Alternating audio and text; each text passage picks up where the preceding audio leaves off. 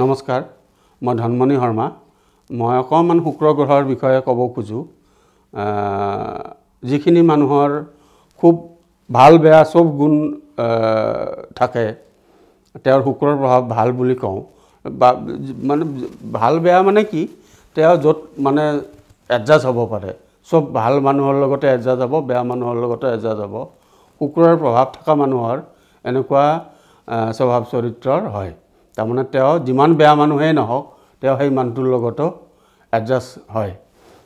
সেইকাৰণে ইয়াতে মই ভাবোঁ শুক্ৰ গ্ৰহও চন্দ্ৰৰ দৰেই তেওঁৰ প্ৰভাৱটো অকল কালাৰটো যিহেতু বিচিত্ৰ কালাৰ, কিন্তু বিচিত্ৰ কালাৰ যদিও তেওঁৰ দৈত্যগুৰু, শুক্ৰ গ্ৰহ হ'ল দৈত্যগুৰু।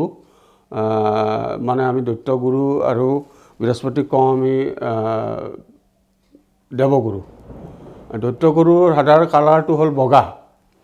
তেওঁ বগা কাপোৰ শুক্ৰবাৰে যদি পিন্ধে আৰু প্লাছ শৈৱটো ইয়াতে অকণমান পোৱা নাযায়। সাধাৰণতে আমাৰ শিৱগোত্ৰৰ মানুহক শৈৱ বুলিও কোৱা হয়।